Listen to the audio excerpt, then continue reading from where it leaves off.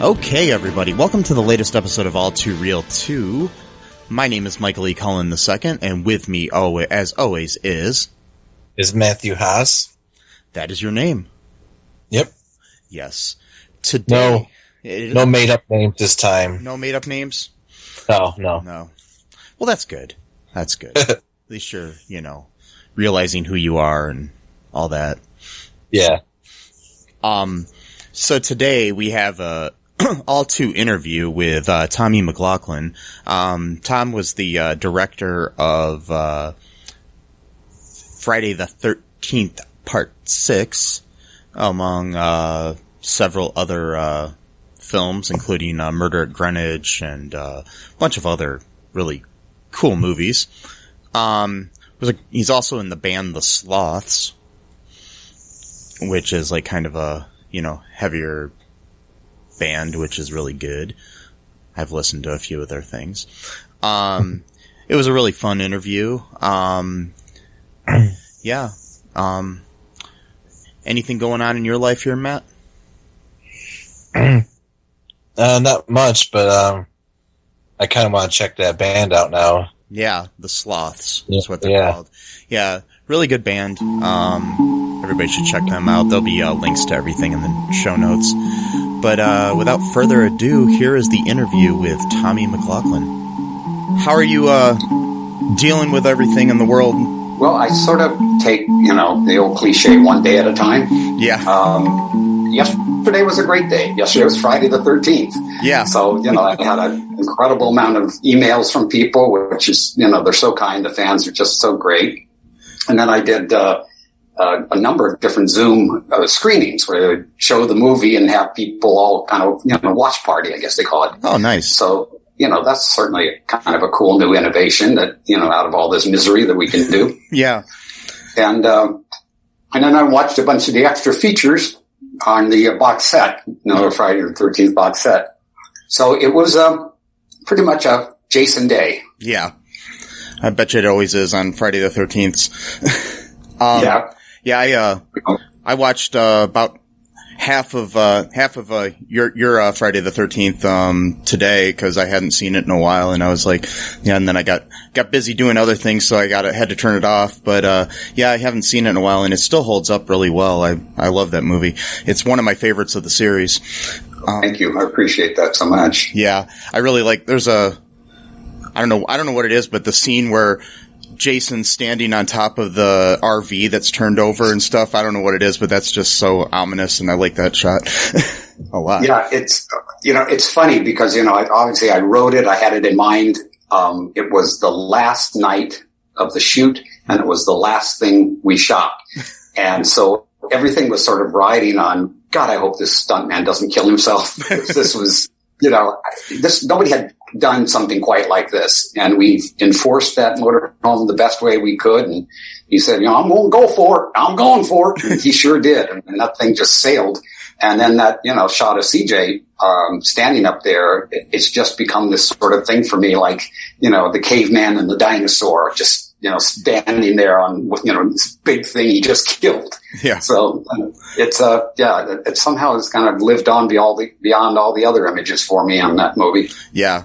And it's for sure one of the best, of the series. I remember watching them all when I was in high school is when I first got into the Friday the 13th movies. And, I watched them all back to back that were out at that time. And, I remember I like the humor in part 4. It's just, it adds to it a lot. I mean, some of them take themselves too seriously, and then some of them don't take themselves serious enough, and it's a good balance.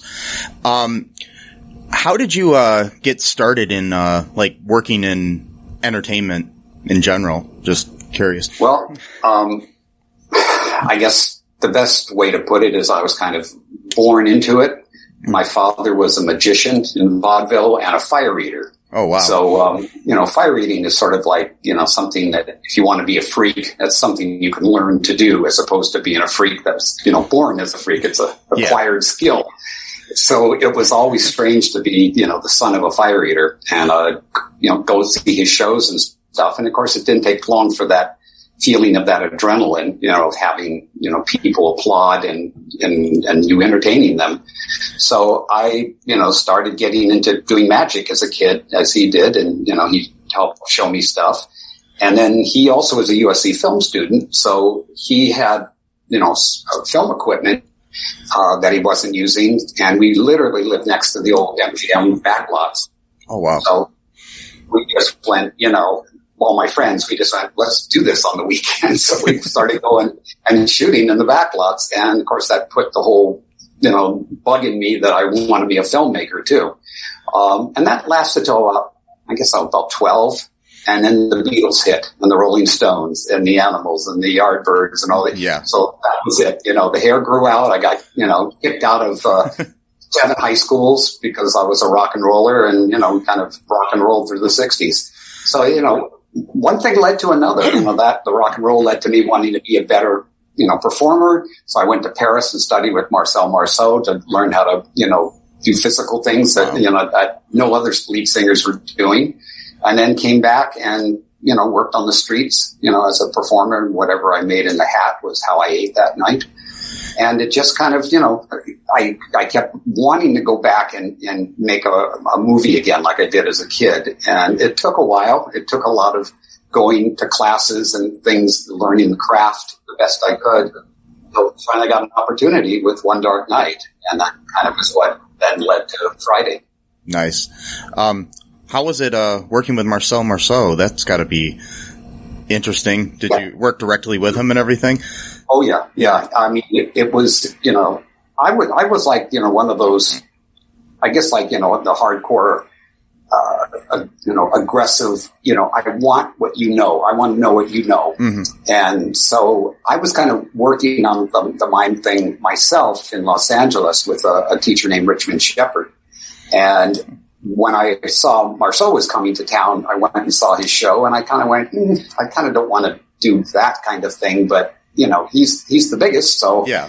I went backstage and introduced myself and, kind of showed him some of the things I was able to do with, parts of my body. And so, he said, well, you know what? Why don't you come to Paris?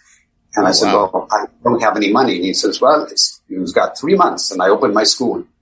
And so that became the objective. I had to get my one and only straight job, make as much money as I could, leave my girlfriend, leave my family, leave the band, and go to Paris and then go, what the fuck did I just do?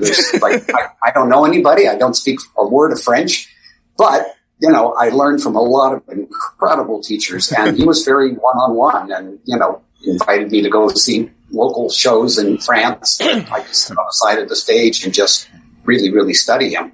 But he was, quite giving, quite childlike, arrogant, all the things that you would expect of an artist, back and forth. Yeah. That's awesome. I took like one mime class back when I was doing theater, and because we had to do a thing where we were mimes at a dinner party one time. That was the weirdest thing I've ever had to do when I was an actor.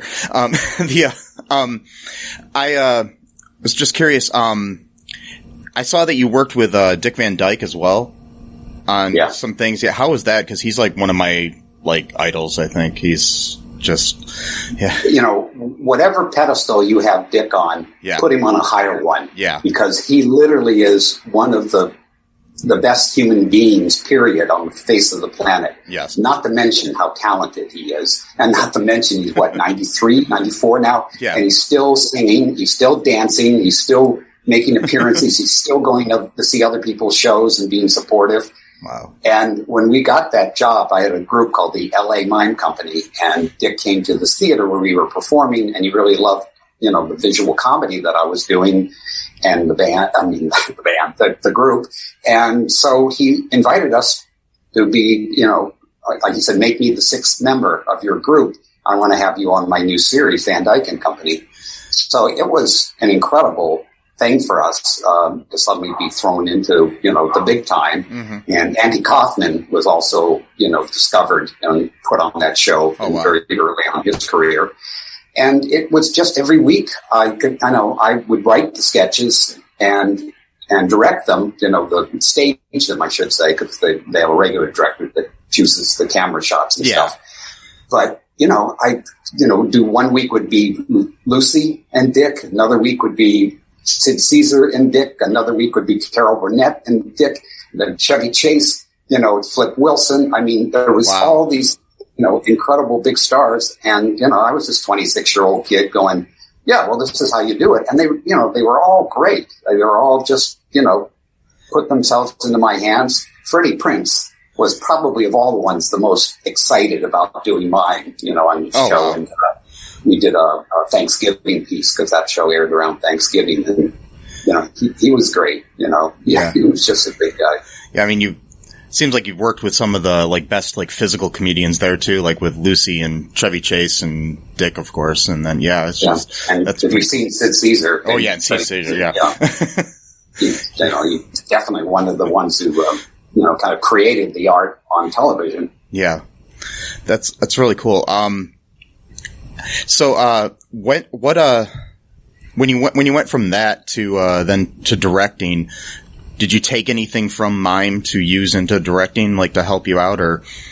Yeah, very much so. I have a production company, which is called Cinemime, Cinemime. Yeah. And of course, everybody's always going, cinema, no. Cinemime, no. But my goal was at that time when I created that company was to do movies and short films and things where most of what you're going to get from it is going to be nonverbal. And I became such a huge fan of Charlie Chaplin's movies, Buster Keaton's movies, Jacques Tati. When I was in Paris, I saw, his work. And I thought it's really possible to just, be a basically silent character and have other people react to you. So all the comedy becomes universal. I mean, there's no place in the world, there's no age. Kid will laugh at the same thing some, 90-year-old grandpa would laugh at. It just, no barriers with language. So when I started doing the movies, like One Dark Night has so many sequences that are in complete silence. Yeah. And it's all about music and sound effects.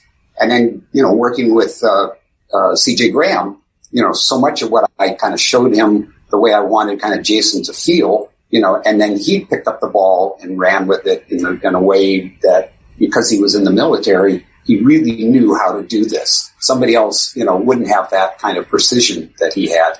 So, it was a great way to sort of take things that I knew physically and then, I've worked with so many actors, in just the physicality of a scene, and the staging and so on.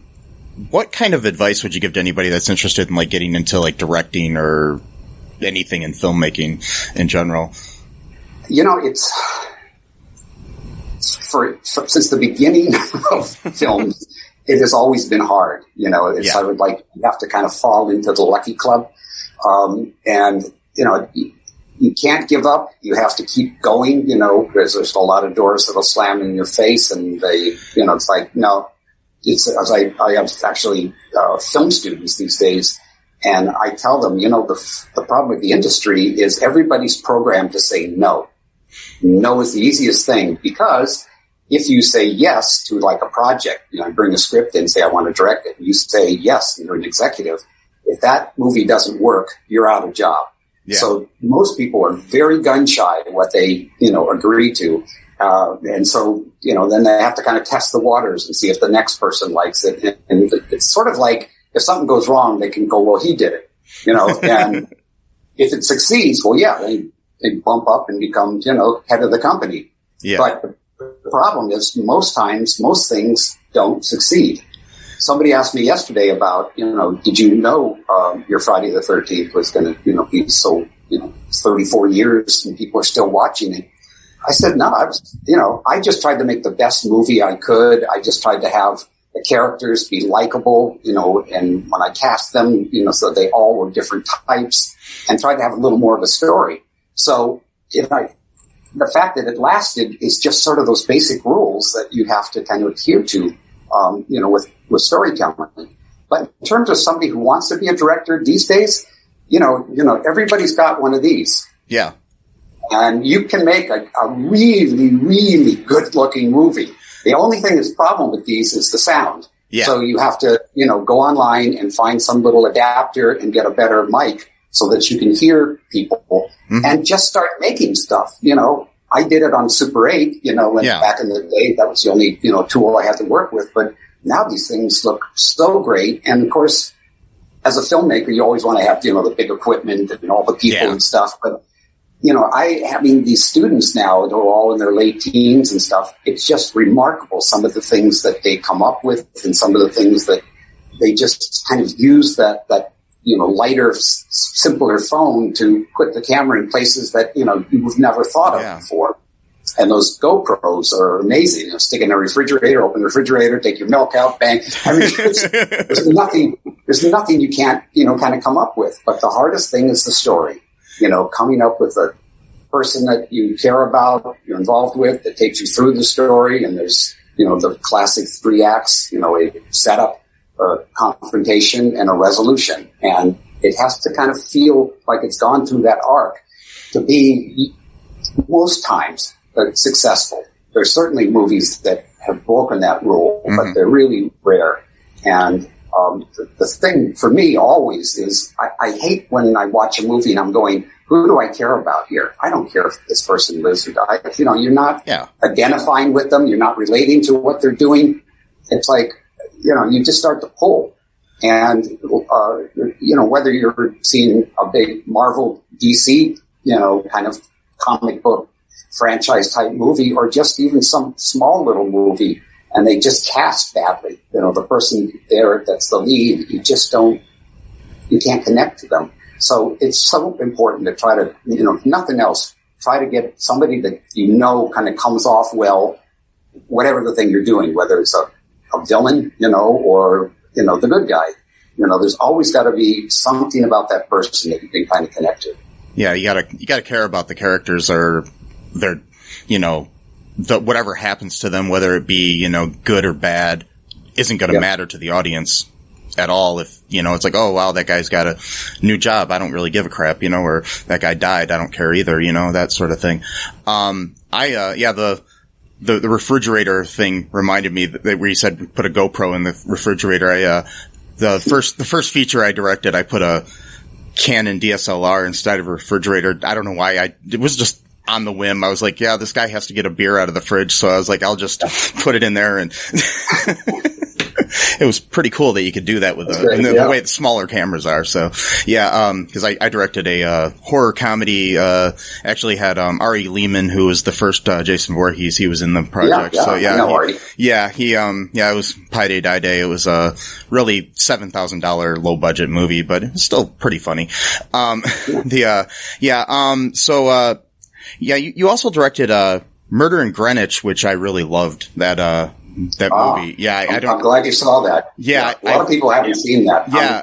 I'm incredibly proud of that movie because it was a really difficult thing to do because I have so many shots and we were in New Zealand and everything had to look like Greenwich, Connecticut. Yeah. And all the New Zealand actors had to speak with perfect American accents, which they did. Wow. I didn't know that was shot in New Zealand. That's cool. I've got the DVD of that actually. I've watched it from time to time. It's one of my, favorite based on a true story type movies. I tend to like those movies anyways based on true stories, but that one, I think, the performances they're good. Really they can good. Really get under your skin because you're thinking, this really happened. This is bizarre.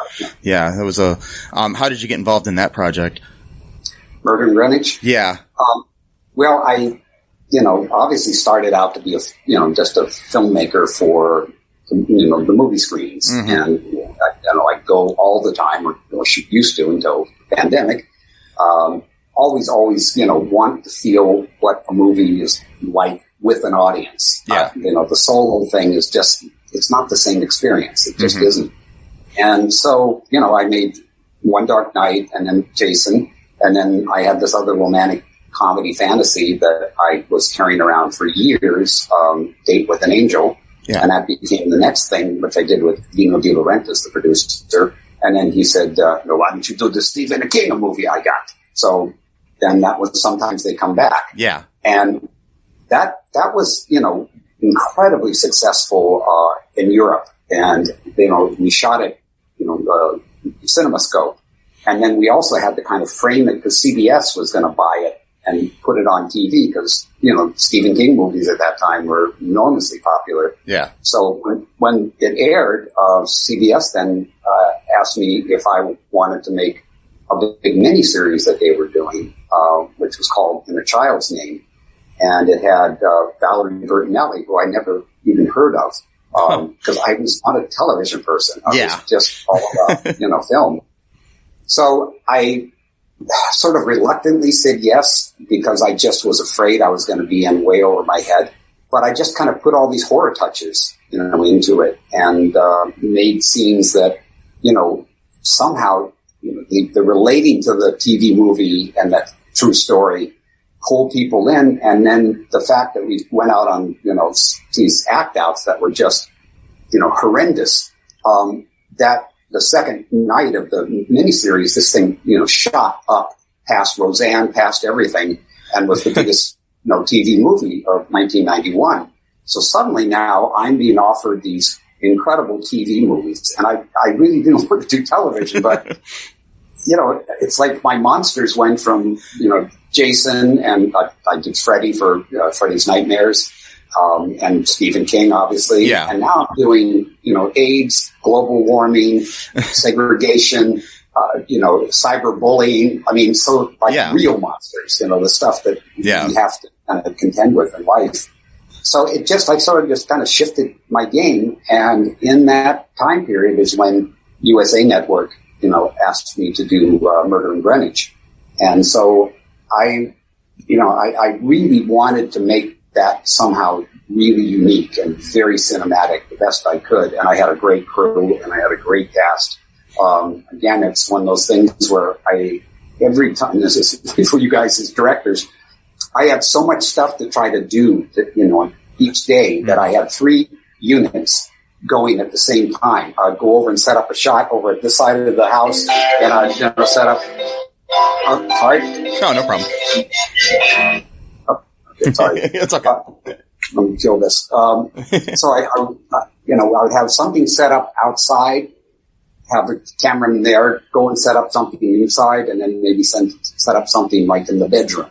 And then I'd go to the first thing, shoot it, go to the second thing, shoot it, then, give the first one something else to do. So I was just bouncing around, but we got, all this footage that I wanted for the way I wanted to cut it. Yeah. So it was going to be very kind of fast and, impressionistic. And, the producers were going, this is crazy. And the actors were going, this is fun. So, I kind of got away with it. But that, I really loved, everybody in there. Chris Maloney and I have been friends for years. We did 3 movies together, and Robert Forster was amazing. And Maggie Grace was such a heartthrob. I mean, she just looked terrific. Everybody. I mean, it was a really wonderful cast. Yeah, I think Maloney's one of the most. I don't know. I don't know if I'm going to say underrated, but he's definitely one of the best actors out there. I think anytime I see him in anything, it just seems effortless when you watch him, the way he acts. Yeah. And he's one of the funniest guys you ever met, too. It's great. What do you find different about directing, like, for like a film in theaters to TV? Is it the budget that's the biggest? Is there a hurdle of any kind, or is it? It's also flip flop now that it costs more to make these, episodes. You know, my son, works in the AD department, and he was doing Westworld. Yeah, and that was $11 million per episode. Wow, for a friggin' episode, $11 million. How many cool little films could we make with $11 million? Yeah, And then he went on to the Star Trek series, and that was $15 million an episode. Wow. And it's gotten so unbalanced that now if you want to actually make a film, you've got to make something pretty small and pretty intimate, to be able to just compete, get so that you can make it and that the producers and whoever goes to distribution can at least get their money back. Yeah. Because everything's going to television. And, when I was doing television, it was like, you're doing television? And it's like I said, when I'm shooting it, I'm thinking of the big screen. I'm planning for people to have bigger screens one day because I hadn't really come in yet. And the same thing when I mixed the sound. I wanted it to, go into the surrounds and make it as cinematic as possible. And boy, suddenly when Scorsese was doing television, all these major heavy hitters, Quentin, then it's completely flipped around. Yeah. Where, if you wanted to get a break, either you had to be part of that group somehow, some way, like you're the cameraman or you're the editor or you're the producer. They got a chance to direct all those things. But as just an up-and-coming director, you really have to kind of make your own thing and try to make your own noise with it and get it in festivals and, get somebody to notice you. And they're, if you're young, they always want to go, they always feel you guys know more than everybody else. You don't, nor do we. I've always looked at myself as a student. There's always something more to learn. There's always somebody that does something you go, shit, how did you think that up? That's amazing, and that to me is great. But as far as the industry goes, they're always looking for somebody to come along and say, I'll tell you what's really cool.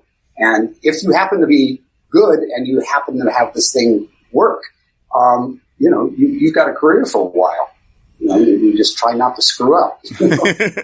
Yeah, it really has kind of flip-flopped, and especially now with the pandemic, everybody's at home anyways. So luckily, a lot of things that probably weren't, getting eyes on it are getting eyes on it now too because of, we're doing we're doing an actual creep. It's called Creep Fest, quarantine Creep Fest, and it's Jeffrey Ruddock who wrote the Final Destination.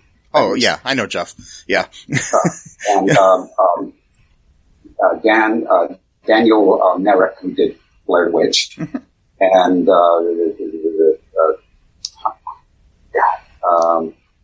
he did God, I'm blanking. Underworld. He did the Underworld series. It's the producer or writer. Yeah. Not his name. I'm sorry. That's okay. And what we're doing is basically putting it out there that make anything that's kind of within the theme of being quarantined. That's a horror thing. That's 2 minutes. 1 minute, whatever you want to do. Send it to us, and then we'll all look at it. So your stuff will be exposed to horror directors and writers and producers. And then if you are picked as number one, you get this $15,000 camera package, and then I think it's $500 a second prize, $300 and all the way down. So yeah, we have that going on. That's now. pretty cool. I think that wraps up towards the end of November for that. But we're all doing a thing that Dan came up with called the Black Veil, which is an episodic horror thing where he's bringing in these directors and letting us write our own thing and direct it.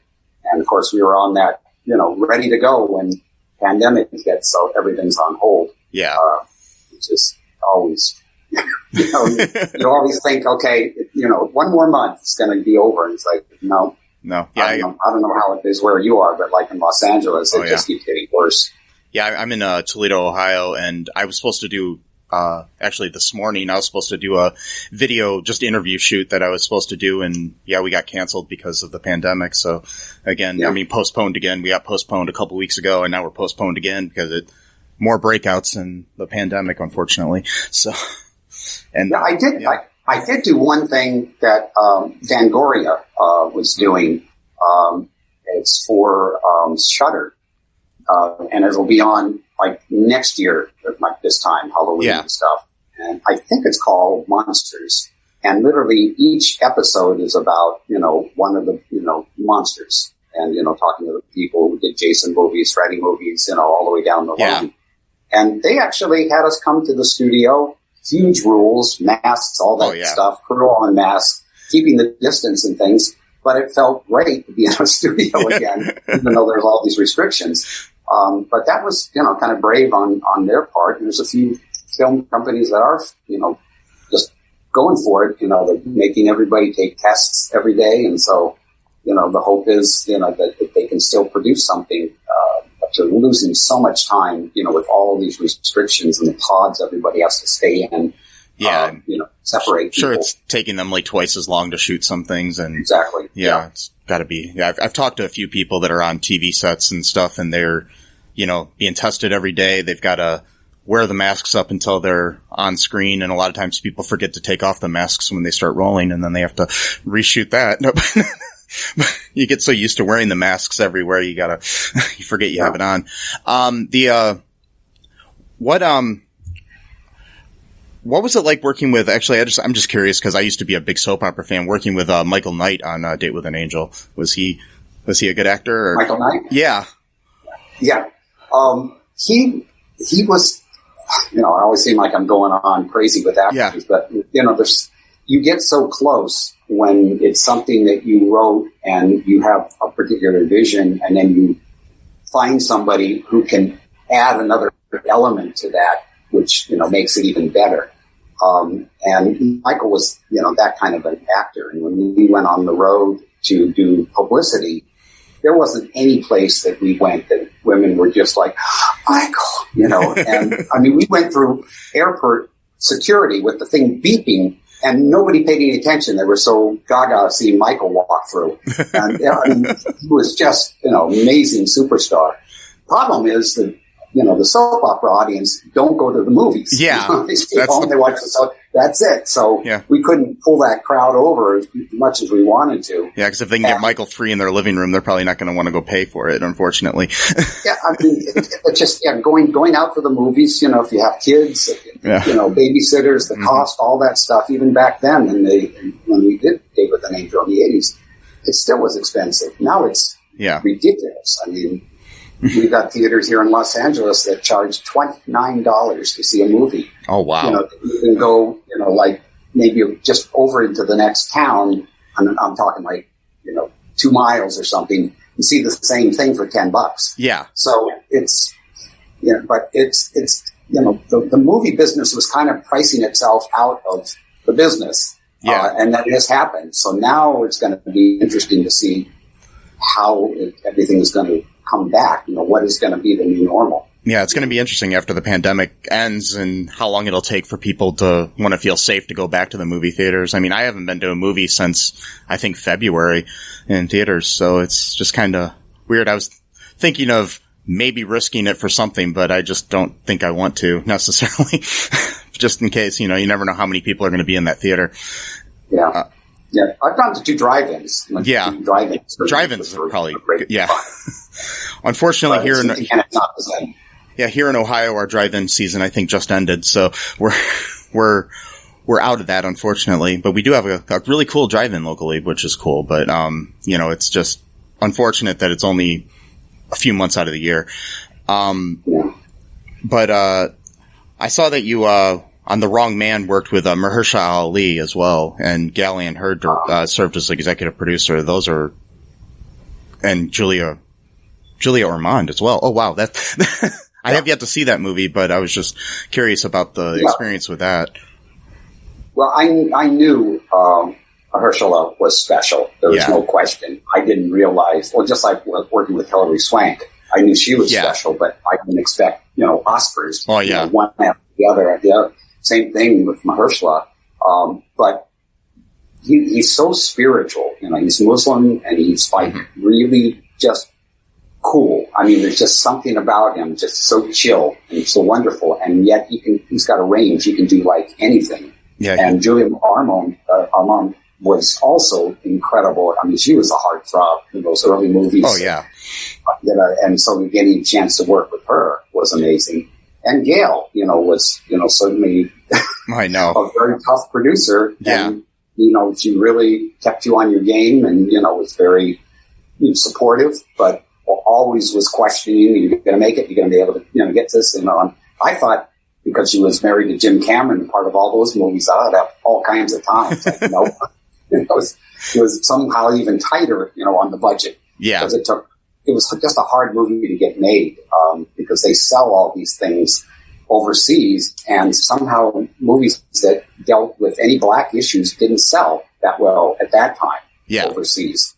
So they weren't putting in a whole lot of money into it. But for me, it was a story and a chance to really make something that I really felt, personally involved with. And it was just, a great time to be down in Georgia. And, I'd go to Southern Baptist churches on Sunday and be part of that whole, the only white guy in there. But the energy and the singing, then they went for 2.5 hours in services. So you walked out of there just like, you'd seen God. I'm sure within 2.5 hours, if you haven't, you've been wasting time. Yeah. It's a one heck of an experience. Once a hell of one, that's not. Yeah, no. So, are you still doing music and everything too then? Yeah. Unfortunately, the last time the band played live was a year ago. This November of last year. And then we kind of went into, all right, let's start booking for the next year. And we got, a tour. We had a whole bunch of dates that were in the spring into the summer. And we were going to record the other half of our second album.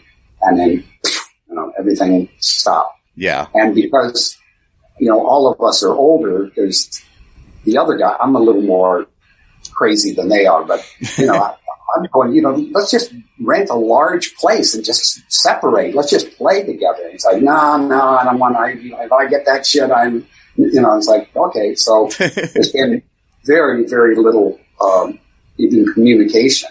But we've tried to keep, the website alive. I've just got involved with these guys that are, helping put our music back out there again, mainly using Instagram as a way. And then I made a music video with one of our old songs, and I had this really wonderful, I guess he's 18, 19-year-old editor at the school where I work, put all these pieces from 2020, everything, all the pandemic things, the hospitals, the deaths, the Black Lives Matter, the looting, and the song was called I Want a New Life. And he cut together footage from other shows we did and was able to lip sync me to the words from these other performances. So it really, I thought, came across really powerful. But it's like we're living it still. It's sort of like, I get this feeling like, well, it's a good record of the time and the feeling. But, it's like when you're depressed, you want to see a depressing film. So, we're going to kind of sit on that video for a while. That sounds cool, though. I'll have to check it out whenever you release it. Where can people find the music and everything? And is there anything else that you wanted to say before we end up here? Sorry. I'd love you guys to check out. We have a site, www.thesloths, SLOTHS, like the cute little things with 3 claws, but not so cute.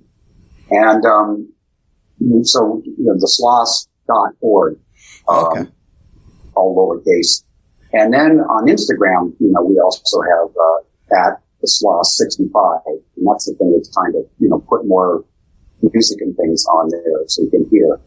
But if you go on YouTube and put in the Sloths band, because when you put Sloths, you're going to get those cute, furry little animals. But if you put Sloths band, there's a lot of our live performances, a couple of the music videos, so you'll see the other side of me, which is pretty Very crazy. Cool.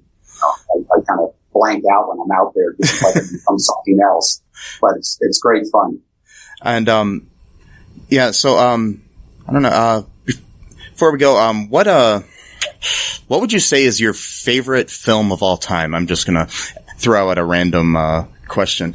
What I always say is Frank Capra's "It's a Wonderful Life," and people go, "The guy made Jason Lives like that," and I go, there's Frank Capra all through that movie.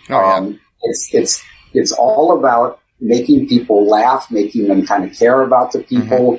Some of the physical gags and things that I did, just a sense of humor, like with the James Bond tribute. All these things were things, because Frank Capra was like a mentor to me. I Date with an Angel, I bounced the script off of him and showed him the movie. Wow. He said that, he thought it was a wonderful movie, really, go see it. So, he had this effect on me because I always saw that last scene of It's a Wonderful Life on TV. I didn't know what the movie was, but every time I saw this last scene, there was so much joy in it. Yeah. I'd start to tear up. And I thought, what the hell? I never seen what this movie is.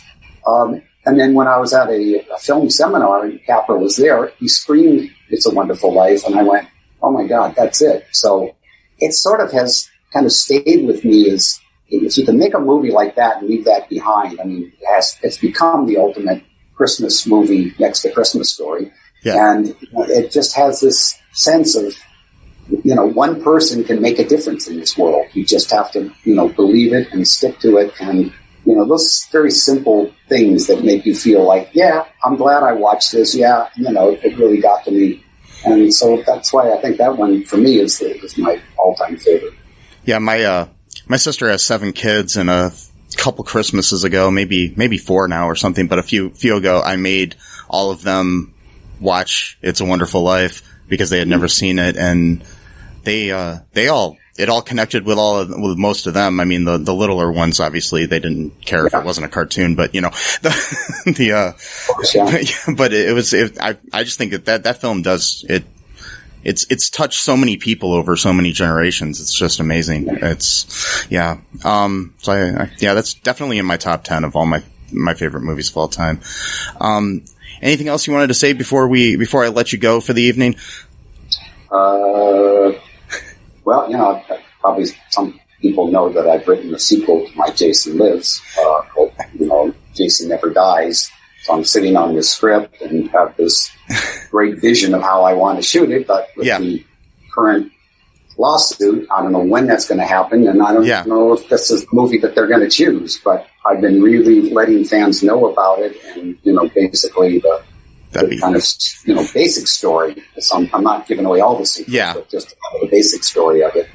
And so, that I'm hoping people will be supportive on that. And for sure. It's down to, would you guys sign this thing and saying that you want to see this movie? Lots of times that internet power really makes a difference. But I made a movie or wrote a movie for the fan in me, and hopefully people will feel that way if you love the series. Not that we're doing anything exactly like the other movies, but it's kind of it follows the rules of being at Crystal Lake and being isolated there, and Jason being out there, and except this time these girls don't know who Jason is. Or in Friday they were very savvy. Everybody was savvy about him, and it's all sent during the winter. Oh wow! And all the kills and stuff happen on Thanksgiving, so it's it's a whole different way of kind of approaching the Jason story. That'd be very cool. If you send me the info, I'll definitely put that in the show notes for the episode so people can sign the petition for that and get that done. Because I'd really like to see that, because I'd really like to see any Friday the 13th movie, honestly. Because I wish this lawsuit stuff would end so we can get more Jason out there, or whatever direction they want to take it in. Well, the fans are making some really good ones. There's been a few that are not so good, but there's been some that really I went, wow, and I was in one of them, Vengeance. They wanted to use my Jason's dad idea, in the thing, and I said, yeah, go. I couldn't do it, at that time, because they were afraid that the fans were going to think the next movie was going to be, Jason's father and not Jason. Yeah. But they got C.J. Graham, who was, my Jason, and Jason Lives playing the father, and then I'm in the opening scene as the caretaker of the graveyard. So we got to do a scene together, which was great fun. Oh, very cool. I'll have to definitely check that one out too. Big Friday the 13th. I think it's my, with Halloween, it's my favorite series. Both of those are, I think, the best horror series ever made. I like Friday. I like Freddy as well, but there's, when it comes to the big three, I think, Jason's probably the best. I don't know. I've always been a fan of Jason. I played Jason in a haunted house a couple of years too, even though I'm only like 5'6" and not intimidating at all. But, somehow it worked. So So the mask and any aggressiveness with him wearing a mask, real freaky.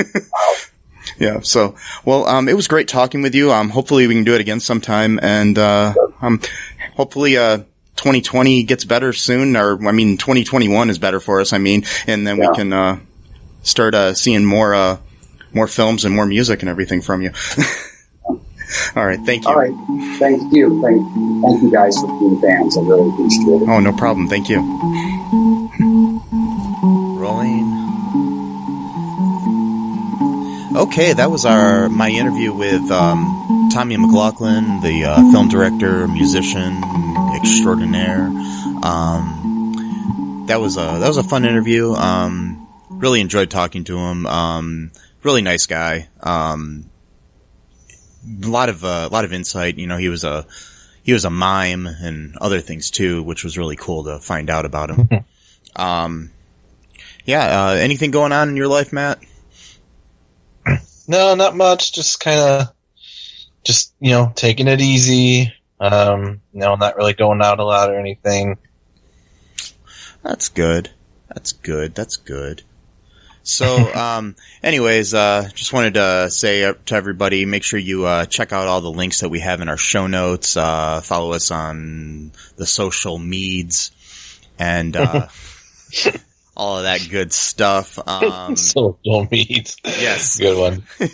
And, just check them all out. We'll always post a lot of cool stuff on Facebook and Twitter and the Instagram. The gram, the twits, and the books, and we haven't gotten into the TikToks yet, but maybe we will. I don't know. And the we'll have to see. Anyways, hope everybody's having a good day, evening, morning, afternoon, whatever it is when you're listening to this podcast. Bye-bye. Thanks for listening to All2ReelToo podcast, a Cullen Park production. Produced and edited by Michael E. Cullen II. Music by Matthew Hawes. Subscribe and share the show. Visit us at cullenpark.com.